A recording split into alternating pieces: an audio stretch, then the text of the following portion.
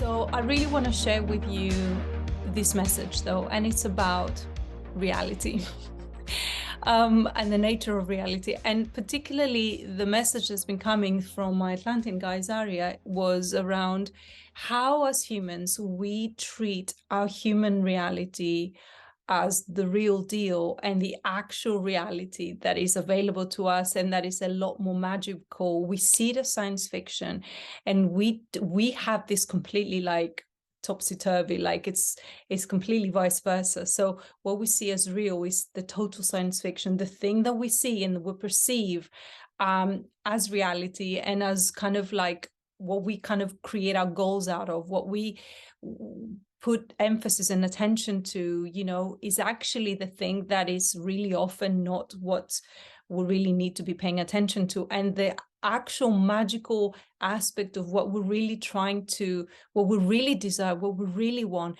we see the science fiction, and it's actually what we end up doing, it is negating it and keep on postponing it from really materializing in our lives. Anything to do with life purpose, relationships of our dreams, experiencing what we really truly want. We are so quick to condemn it, and we're so quick to just sort of like not really validate it. And how are we going to manifest it if we don't validate it ourselves first?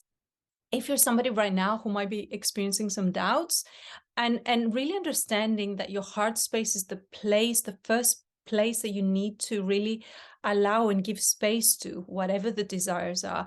We need to feel them in our hearts, and to stop treating our desires as science fiction. It's insane. It's like we are just really closing the doors to what is possible for us. And so it's going to be impossible to really get into any process of manifestation if the very thing we desire and we want to manifest, because something we want to manifest is essentially something we desire, yeah? It's going to be impossible to come anywhere near it if we're going to not let ourselves kind of even feel into it and validate it in terms of that. So anything you can feel, you can create, you can manifest, you can have, but you need to feel it. You need to, first of all, have an open heart to it. We don't need to know the exact way it's going to manifest, but we need to feel into it. We could even say, I don't even know how this is possible right now, but I'm willing to be shown that that's a possibility. I'm willing to believe. I'm willing and open to receive that as a real thing in my life. Yeah. So we need to be open, and we need to be able to do a little bit of that wound work, you know. If you don't feel that you're worthy enough, if you don't feel that you have what it takes to sustain what you receive, to enjoy it, and for that to stay in your life, or to feel that it's possible for that to continue staying in your life, there's some wound there that needs to be addressed, that needs to be looked at. We can't just put a plaster on it. We really need to go there. It could be a wound of abandonment, a wound of like, I'm not good enough. And often there's the wounds are abandonment, rejection, and not feeling good enough, not feeling worthy of love. Those are two significant wounds, fundamental wounds that all of us experience at some point or other.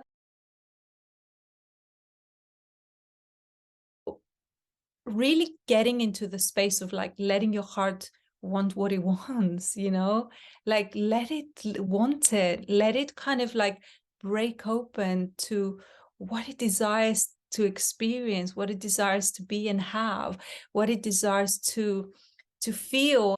The whatever the object of the manifestation is in a way, it's the way of getting your heart to open up. It's like the heart is enticed when it is being asked to open, to expand, to, and your energy and your soul energy to feel like it feels big. So anything that allows your energy to feel big, however material or spiritual, whatever the desire is, you want to let it in. So, but it also has a personal flavor of, I want this for me, I desire this is something that just feels good. It feels good. It doesn't just appeal to your ego, but it just feels good to you, and it might appeal to the ego at the same time, and that's great. What's the problem with that? And really, in a way, that's what sets things in process. So in a way, if what our heart desires kind of in a way gets us uncomfortable about how we were approaching relationships. So what we say, perhaps people looking for security in relationship, right? Just security, but totally on a materialistic plane. And then you meet somebody who really blasts your heart open and you feel like, oh, okay, that's possible. This is possible. Can you let that open your heart up? Can you let it help you expand? Because then your vision changes. And in a way, it's almost like your default to how you were approaching things changes and shifts. And in a way, it's impossible to really then be as satisfied having experienced something different through that desire of yours. It could be that's what I was feeling about the place I was living in before. It was okay, it was functional, but I wasn't loving it. And it got to a point where I could work with the practical of not loving it, but energetically it just didn't, it felt too small and too compact in my energy. So rather than kind of like feeling like I have to adjust to it, I let it adjust to me. My energy felt like, no, I'm not going to postpone feeling expansive. So I allow myself to feel expansive. I allow myself to desire something bigger, something better, something more. And then because I made myself uncomfortable in that way and allowed myself to feel more and to not match the vibration of my home, eventually something had to shift in my physical reality. So my home situation shifted, right? So, but you need to understand it's like how we do this is that we need to step into the vibrational reality of that which we desire, that bigger expansive vibration. Through desiring it, the desire becomes a hook that allows our energy to expand. Once that happens, then that sets things in motion. You know, you don't need to do the heavy lifting. Let the universe do the heavy lifting. So the universe sees you, sees your energy expand and grow, and it kind of has to deliver. It has to be like, well, you're not a match for this anymore. So we're going to bring you something that is a match for you. Of course, you need to be prepared to do the work when you see it, to go for it, to do it, to jump into it, you know. But on the same time, like really understanding that your role is to stay vibrationally true to you, to your desire, to keep on letting that expand, letting it grow. And then something will follow in the physical reality that will match that. And I promise you, it just works. It's the law of vibrational kind of frequency. Like in a way, you have to though sustain it. You have to keep on kind of choosing it. Because if you don't choose it, and if you negate it, if you don't validate it, if you stop yourself for whatever reason, because your rational mind comes in and feel like, well, but I don't know how I'm going to make it work. If I was to thinking like, how is going to pan out, like all the kind of practical details, and let those practical details stop me from desiring what I desire, then it wouldn't have happened. So that means that at times you need to put your rational mind to one side. You need to keep on the side what other people will say, think, do, whatever. And you need to stay intact and create that sacred space around your desire, around who you are, what you want, what your energy is guiding you to, and let the vibration really become the reality. Because it is a reality if you're feeling it, if you're desiring it, if you're wanting it, it exists. It's as simple as that. And I think this is what Xaria was trying to explain to, in a way, not in so many words, you know, was essentially saying, you know, and it's very interesting because, you know, I think it's true. I think when we look at all our kind of books and literature and whatever, you see all these fictional lives, you know, these desires, and in a way, even the whole thing about like what is feels a fantasy to some, you know, what is a fantasy? It's an unrealized desire.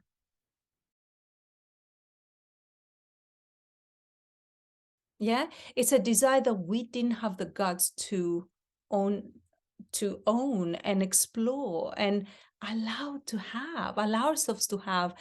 And I think there's something to it. I've been really reflecting on this recently.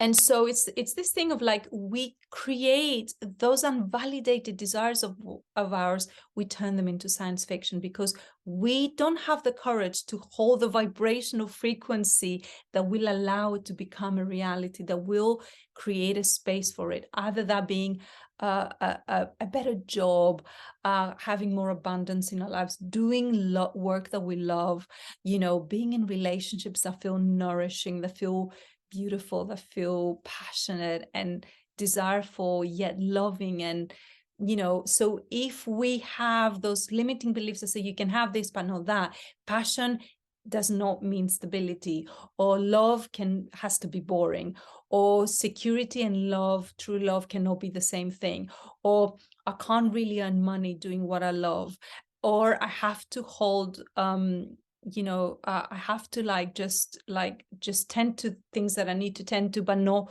enjoy for myself, whatever. These things become our mantra and become our reality, right? If it's our beliefs, basically. So if we don't get a little bit inquisitive around what the limiting beliefs that we held around the life we can have, it's most likely gonna stick the same, and we're not gonna really allow those desires that we have, those deepest soul urges that are really showing us essentially our potential and what's possible to be had, and the possibilities that we can play with. It's going to really kind of be difficult for us to believe that's something we can play with, that's something we can enjoy.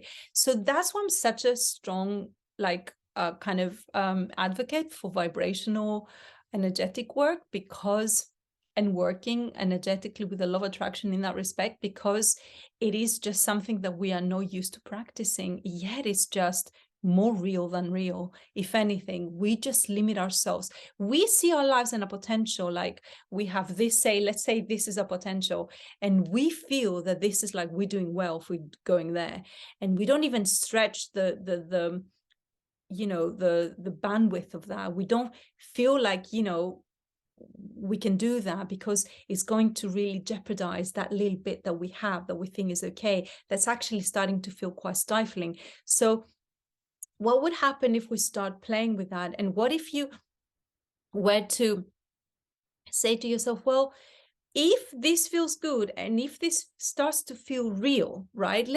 You can tempt yourself and say, okay, I'm still not 100% sure that this can be potential, this can be real, but I'm willing to test it. I'm willing to see what's this about, so you start stretching this, and you start seeing that what starts to feel good is actually starting to become a lot more real in your life, a lot more tangible, a lot more like something that you can not only live with, that you can thrive in, and that is nobody's coming to burst the bubble, right?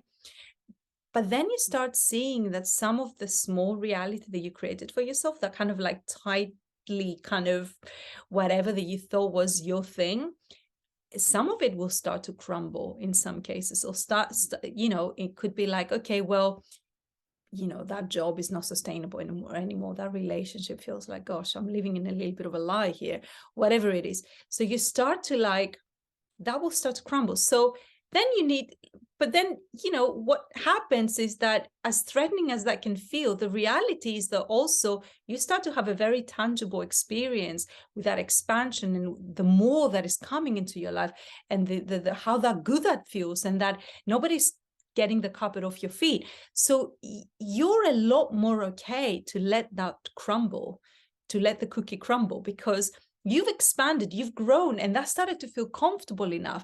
And what I want to share with you is that when you test things out, nothing needs to be let go of unless you feel 100% sure that you're ready for it. So, because a lot of people, we talk about quantum leaps, and we talk about, which I don't even like the words of, like quantum. It doesn't have an emotional resonance for me whatsoever. It doesn't do anything for me, quantum. When I hear quantum, what I've always done was, like, I've expanded in a way and allowed myself, and that's what I teach, incrementally, and to get so comfortable, you create sacred space, first of all, around all the changes you're making, right? And then you get so comfortable about all these mini expansions you're having, so that then calling in anything new that feels a lot bigger is a lot easier to handle, because you've created that sacred space, right? That's why I'm such a strong advocate of sacred space. And, it's very intentional space. And in a way, it's like, you really start creating sacred boundaries around this, so you can't live your life in the same way. And those are some of the shifts that we start to look at and see where they need to be put, your sacred boundaries, redefined. But when you start to create those shifts, then in a way, it's like you don't feel like you're leaping into the unknown in such a strong way. It just feels like a much more organic expansion and growth. And sometimes that can feel like a quantum leap. Once if you focus on the incremental and getting comfy with it, it's a lot easier from that place of safety to have a quantum leap, rather than you actually thinking you're having a quantum leap by dropping everything and stepping into like your next whatever. I don't think you can really do that.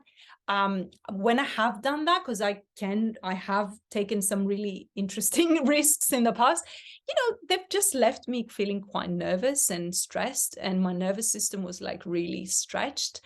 And I just don't recommend it on the whole. I just think that there's an easy way to experience, but it does require you. That's why I work with the energetic modality that has been channeled to me, Estia, right? It's also the name of my mentorship, but it's also the name of the method I use, which is all about being so honest, energetic accountability, right? So you're becoming radically honest with yourself about what's working, what's not working, what's real, what's not real for you, like what you want.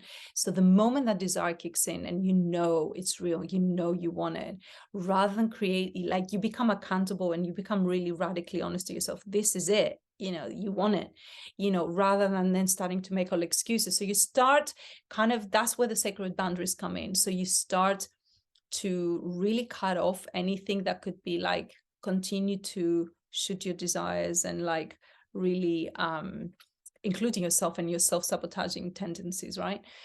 So that you can start really supporting yourself to feel good about your desires, to really start opening up into the space of change, into the space of expansion and growth. And I'm really grateful for kind of Xaria coming in to share the message in such a way all these years ago, which is like, stop making your desires a science fiction. And then what's real, like a actual lie and a science fiction, you make it, you convince yourself it is real. It's insanity that we do that, in our reality, in our 3D reality.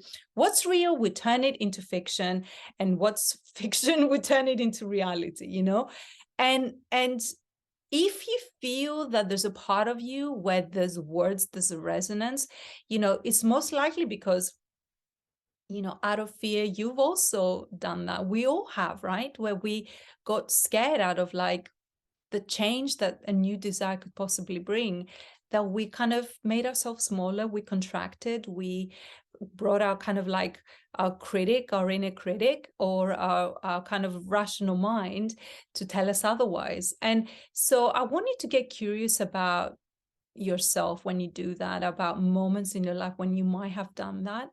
Maybe reflect in the last year where you've kind of really done that, and about choices in your life, because you'll know the energy of expansion when you're making the right decision, when something feels good, and when it doesn't, right? When it makes you become smaller, contract, when shit starts going wrong, where you lose money here and there, where something just doesn't show up in that way, but you've convinced yourself, it will show up in ways that will kind of, in a way, it'd be difficult not to notice. And if they're a lot more subtle, you'll just know, because there's an energy of like, you're okay, but it's kind of a little bit numbing and a little bit like you're making it work, but it doesn't feel kind of juicy or expansive. And it's a shame that we've kind of convinced ourselves that expansion and juiciness and magic kind of like is like something that for kids, or like, you know, and it's funny because I often catch myself with my son when we share stories or whatever, and he'll say like, come on, mom, but that's not like, it can't be, you know, that's like for, it's not, it can't be real. And I say, yes, it is. You know, in a way, it's funny how children have this capacity for magic and openness and wonder about the world, but on the same time, they have a very kind of strong rational side where they feel, oh no, that's something you would see in Harry Potter. And it's like, it's very interesting when you catch that. So I want you to, I guess, like Xaria shared with me, you know, I want us all to really kind of start challenging, you know, this kind of reality of ours that we have constructed, and how that's showing up in our lives in a very personal level, in a very personal way, and to really start kind of looking at where the joy, what areas of your life feel to be kind of have more of that joy, more of that expansion, more of that, where you feel like that deeper sort of like resonance, where it just feels like all consuming and exciting and happy and joyful, and it feels like it's grabbing you from that deeper thread, you know, where it's kind of like it's invigorating and it's rejuvenating, and you feel the life force pulsating through it. And I want you to really kind of just be kind of honest with yourself, how much of that is there already and how much more of that needs to be there, or you feel that you could invite more of, you know, and to maybe become a bit curious about the stories you tell yourself about what's possible to be had, and to start maybe kind of like questioning them. If you feel they're kind of shooting the possibilities that you can have, and that they're creating more of a block, you know, and just get a sense around that for a minute. And where in your life are you feel that what you can have, you turning into science fiction? Because, you know, it'll probably continue being science fiction for you if you allow it, and if you put it in that sort of section of your bookstore, you know, your life's bookstore. You keep on putting things into your science fiction section, or your whatever fiction, or could not be science based, but you know, whatever fiction, you know, and what is the realism section, you know. I think if we went into like a 5D bookshop, it will be all around. It will be a very confusing place to be. But I kind of like really grateful to Xaria for sharing the message, and for the moment she keeps on like coming back with it. So I felt like I needed to share just in case somebody really resonates with that. And I hope you have found this useful, and I hope you're having a lovely week, and I will speak to you soon.